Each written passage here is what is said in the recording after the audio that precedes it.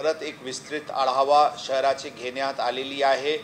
निर्जन स्थली असतील, एसटी स्टँड्स असतील, रेल्वे स्टेशनचे बाहेरचे परिसर असतील, डार्क स्पॉट्स असतील, हॉटस्पॉट्स असतील, टेकडीचे स्पॉट्स असतील, त्याचे पूर्ण परत एकदा सेफ्टी ऑडिट परवापासून सुरू आहे आणि ते भरपूर ठिकाणीचे अशी ऑडिट्स झालेली पण आहे।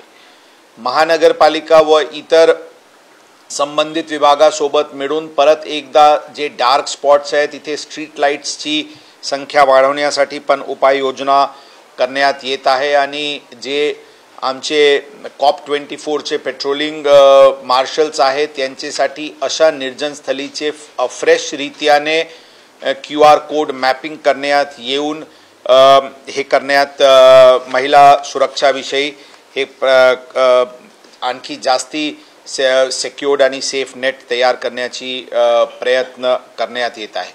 आरोपी अटक करण्यामध्ये उशिरा नक्कीच झाली, म्हणजे 3 दिवस झाली। खरं या तपासमध्ये प्रथम दिवशी फिर्याद आल्याचे 1.5 ते 2 तासाचे आत वेगवेगळे टीम्स लागून त्यामध्ये अंदाजन 23 CCTV कॅमेराज जे ST स्टँडचे आतील भागात आहे आणि 48 जे CCTV कॅमेराज बाहेर पुणे सिटी सर्व्हेलन्स प्रोजेक्टची असतील किंवा स्थानिक लोकल असतील त्याचे अवलोकन करून 1.5 ते 2 तासाचे आत आरोपीचे नाव निष्पन्न करण्यात आला होता। आरोपी बद्दलचे तकनिकी पुरावा की तेच आरोपी आहे ते करण्यात आला होता आणि त्यामध्ये आमचे पथक गावात जिथे ते आहे तिथे अंदाजन 2चे सुमारास त्या दिवशी पोहोचले होते, परंतु पूर्ण प्रयत्नांनी त्यावेळी आरोपी भेटला नव्हता।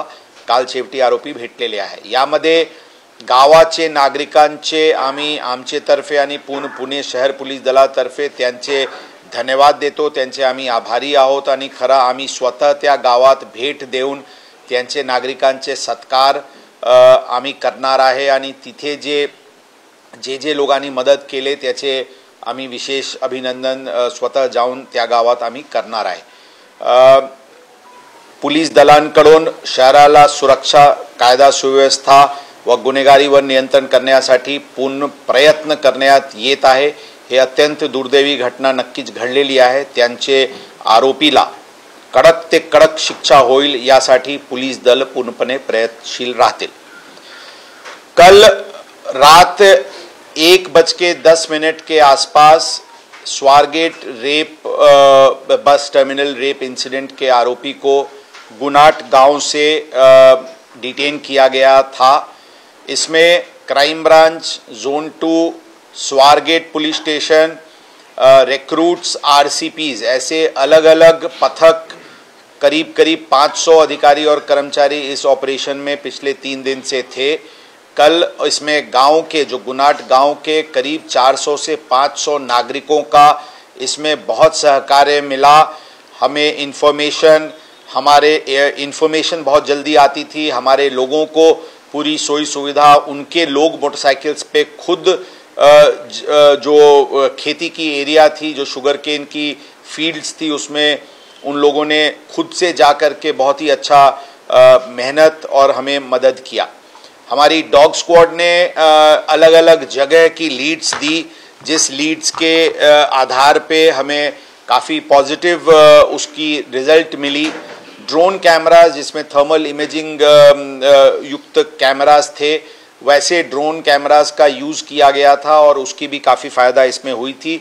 हमें देरी ज़रूर हुई लेकिन कल फाइनली आरोपी को अरेस्ट किया गया है।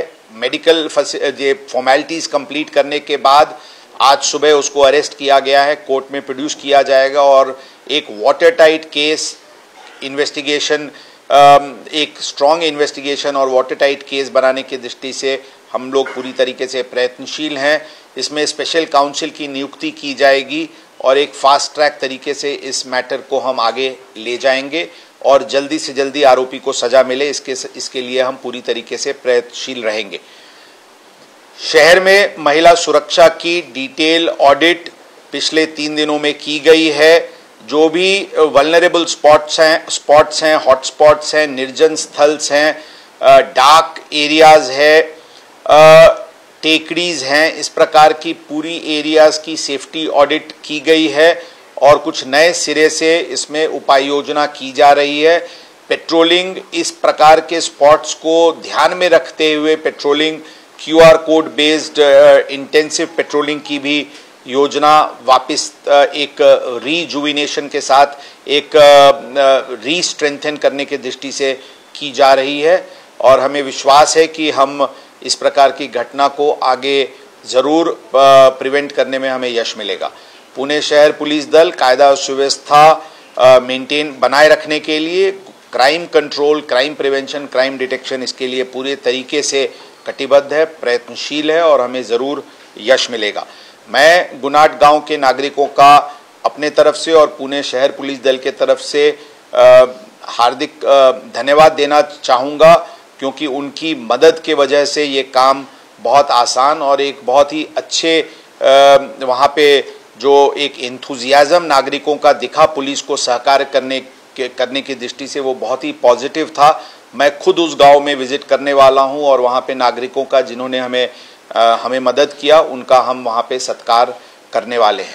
हमारी जो पूरी पुलिस पथक जिन्होंने पिछले 3 दिनों से वहीं कैंप करते हुए DCP क्राइम के नेतृत्व में टीम वहीं पे कैंप कर रही थी, उन टीम को भी हम बधाई देना चाहेंगे। सर, फोन रिकवर झाले का? आता साहेब, इन्व्हेस्टिगेशन अत्यंत प्राथमिक स्टेजवर आहे। काल रात्री म्हणजे आज सकाळी त्यांना इथे आणण्यात आलेले आहे। तपास सुरू आहे। तपासची गोष्टीबद्दल आपल्याला योग्य वेळी आम्ही नक्कीच ब्रीफ करू। सध्या त्या विषयावर कृपया करून मला त्याबद्दल आता टिप्पणी करणे शक्य नाही। आरोपीला पकडण्यावर काही श्रेयवाद दिसतोय आम्हाला, क्राइम ब्रांच असेल किंवा स्वारगेट पोलीस स्टेशन असेल, यामध्ये कोणाचे काही श्रेयचे वाद या विषयावर नाही है। मी सांगितले हे टीम एफर्ट आहे। पूर्ण पुणे शहर पोलीस दलचे अधिकारी कर्मचारी प्रत्यक्ष अप्रत्यक्षरित्या या ऑपरेशन मध्ये सहभागी होते। तिथे crime ब्रांचची team, Swargate police स्टेशनची team आणि झोन 2 ची टीम तिथे तळ ठोकून बसले होते। काही अधिकारी तिथून 3 दिवसात हल्ले पण नाही, दिवस आणि रात्री ते काही लोक झोपले पण नाही, अशा प्रकारचे कामगिरी पोलीस दलाने केलेली आहे आणि सर्व पोलीस अधिकारी कर्मचारी जे या ऑपरेशन मध्ये होते त्यांना अभिनंदन। आणि हे जॉइंट टीम एफर्ट होता, यामध्ये कोणत्याही प्रकारची वाद नाही आहे। कशा प्रकारे राबवलं? मंगळवारी पहाटे घटना घडली आणि त्यानंतर 3 दिवस लागले, तर कशा प्रकारे आपण आरोपीपर्यंत पोहोचलो आणि प्रकार उघडकीस कसा आला? घटनाक्रम सांगू। आम्ही आपल्याला थोडक्यात सांगितलेले आहे। त्या दिवशी 1.5 ते 2 तासातच आरोपी कोण आहे याचे नाव निष्पन्न झाला होता। तकनीकी डिटेल्सचे आधारेवर ते आरोपी गावात आहे अशा आमची खात्री झाली होती आणि आमची टीम लगेच त्या गावात पोहोचली होती। सुरुवातीला आम्ही डिस्क्रीट रीत्याने प्रथम काही तासात आम्ही डिस्क्रीट रीत्याने त्यांचे शोध घेत होते, परंतु ज्यावेळी आमचे लक्षात आला की त्या आरोपीला माहिती पडलेली आहे की पोलीस त्यांना शोधत आहे, त्यावेळी आम्ही ओपन रीत्याने आणि गावाची सहभाग घेऊन आणि त्या गावाचे व्यतिरिक्त आजूबाजूचे परिसराचे पण नागरिक, पोलीस पाटील, सरपंच सगळ्यांना सतर्क करून हे जॉइंट ऑपरेशन यामध्ये राबवण्यात आला होता।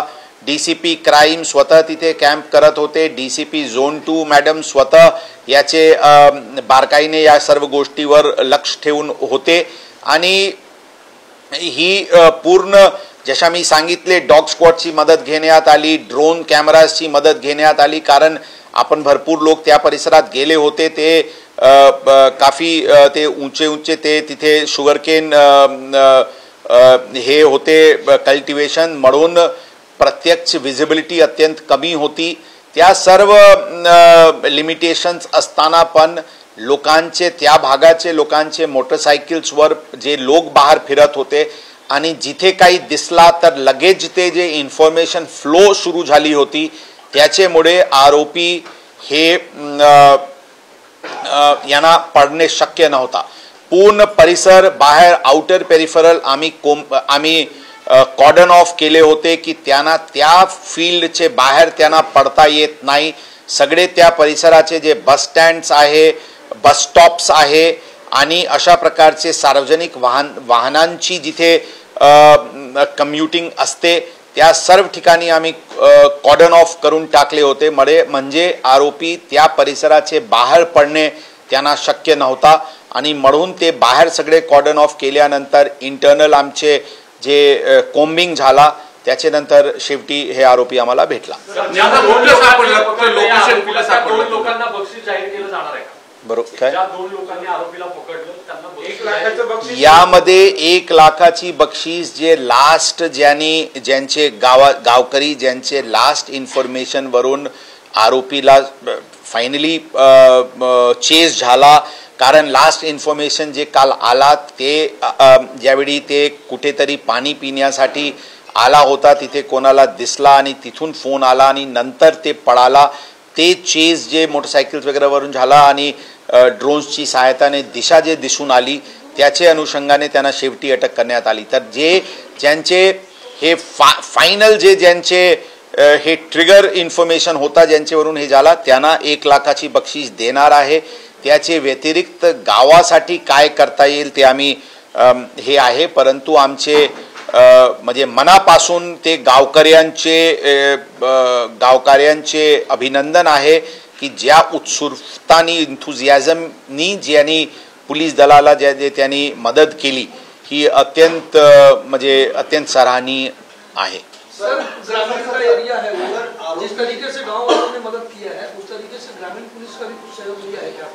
ऑफ कोर्स ग्रामीण पुलिस के भी अधिकारी, स्थानिक अधिकारी, कर्मचारी, उनकी एलसीबी की टीम्स ने भी हमें मदद किया है. वो लोग के भी उनकी भी टीम वहाँ पे हमारे साथ थी. आरोपी हा गावातच होता तरी देखील त्याला अटक करण्यात 3 दिवस लागले. कुठेतरी सुरुवातीला गुन्हा दाखल झाल्यानंतर जो सिरियसनेस किंवा गांभीर्याने त्या सगळ्या गोष्टीचा तपास होणं अपेक्षित होतं ते झालं नाही का? त्यामुळे आपल्याला तीच मी सुरुवातीला सांगितले गुन्हाची फिर्याद आल्याबरोबर गुन्हा दाखल होण्यामध्ये जे काही वेळ लागत असतील परंतु कंप्लेंट आल्याबरोबर FIR दाखल होण्याची पूर्वीच जे 2-3 तास FIR ड्राफ्टिंग आणि त्या सगळेमध्ये लागते त्या काळात आरोपीचे पूर्ण वर्णन मिळाली होती, खात्री झाली होती आणि त्याचे नंतर आमची टीम रवाना झाली होती त्या गावात आणि 2चे सुमारास आमची टीम तिथे जे ट्रॅव्हल टाइम अंदाजन 1.5 ते 2.5 तासचे आहे तिथे 2 वाजेपर्यंत आमची टीम तिथे पोहोचली होती. जशा आम्ही सांगितले सुरुवातीला डिस्क्रीट ऑपरेशन ठेवण्यात आली होती कारण आम्हाला असे आम्हाला वाटत होता की आरोपी लगेचच आम्हाला तिथे भेटून जाईल परंतु तिथे ते शक्य झाला नाही आणि तरी पण सुरुवातीचे काळात ते आरोपीला समजणार नाही की इथे हे गुन्हा दाखल झालेले आहे म्हणून आरोपी तिथे भेटतील. या दृष्टीने डिस्क्रीट रीत्याने ऑपरेशन चालू होती. ज्यावेळी आमचे लक्षात आला की आरोपीला समजलेले आहे त्यावेळी आम्ही हे ऑपरेशन ओपन केला. म्हणून यामध्ये कोणताही प्रकारचे सुरुवाती फर्स्ट मोमेंट पासून आमचे पूर्ण teams DCP zone 2, additional CP west region, additional CP crime, DCP crime त्यांचे पूर्ण टीम्स जॉईंट CP साहेबांचे मार्गदर्शनाखाली सगळे अत्यंत जोरात या दृष्टिकोनातून ॲक्शन आमच्याकडून झाली होती. गुन्हेगार आहे तर बरेच गुन्हे या अशा हिस्ट्री शीटरकडून घडतात. याचाही एक गुन्हा स्वारगेट पोलीस स्टेशनला होता. अपेक्षा होती लोकांची की जर याचं रेकॉर्ड आहे तर त्याच वेळी प्रिव्हेंटिव्ह ऍक्शन. तर इथून पुढे असे हिस्ट्री शीटर आहेत तर यासाठी काही वेगळं धोरण आपण जानेवारी 2024 ला एक गुन्हा 22 जानेवारीचे सुमारास एक कंप्लेंट मोबाईल चोरी बद्दलची आली होती ज्यामध्ये FIR दाखल आहे. त्याचे पूर्वी 2019चे त्यांचे विरुद्ध 6 गुन्हे पुणे ग्रामीण हद्दीत किंवा अहमदनगरचे अहिल्यानगरचे हद्दीत असे प्रकारचे गुन्हे 2019 ला दाखल आहे. 5 किंवा 6 गुन्हा 2019चे आहे, 1 गुन्हा जानेवारी 2024चे आहे. एक गुन्हा असल्यामुळे खरं तर ते या प्रकारचे गुन्हा करतात अशा प्रकारचे आमचे रडारावर नव्हता. परंतु जशा पूर्णपणे सिक्युरिटी ऑडिट करण्यात आलेली आहे, सेफ्टी ऑडिट करण्यात आलेली आहे, यामध्ये ज्या आरोपीवर 1 पेक्षा जास्ती मॉलेस्टेशन किंवा एकापेक्षा जास्ती रेप अशा प्रकारचे गुन्हे ज्यांच्यावर दाखल आहे आणि ज्यांचे अनोळखी इसमावर अशा प्रकारचे रेप्स आणि मॉलेस्टेशनचे गुन्हा दाखल आहे त्याचे पूर्ण डिटेल्स कंपाइल सुरू करण्यात आलेली आहे आणि अशा लोकांविरुद्ध योग्य प्रतिबंधक कारवाई पण करण्यात येणार आहे. तसेच जशा मी सांगितले जे वल्नरेबल स्पॉट्स आहे स्वारगेट बस टर्मिनल असतील इतर बस स्टँड्स असतील आणि अशा प्रकारचे निर्जनस्थळी आणखी डिसिप्लिनिंग मोहीम कसे घेता येईल त्याबद्दल पण स्ट्रॅटेजी तयार करण्यात आलेली आहे. त्याचे पण अंमलबजावणी लवकरात लवकर सुरू करण्यात येईल.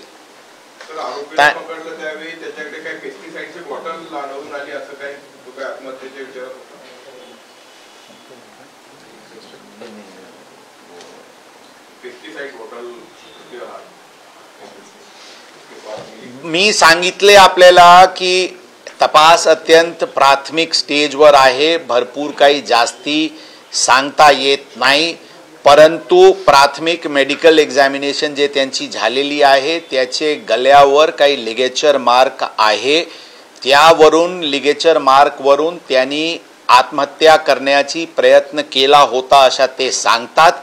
दोरी तुटल्यामुळे ते आणि तिथे लोक इमिजिएटली पोहोचल्यानंतर ते होऊ शकला नाही अशा प्रकारचे ते बातमी सांगतात. ही आता व्हेरीफाय करण्यासाठी टीम तिथे जावा लागेल, ते आम्ही बघू, परंतु हे प्राथमिक मेडिकलमध्ये त्यांना लिगेचर मार्क त्याचे गळ्यावर दिसते.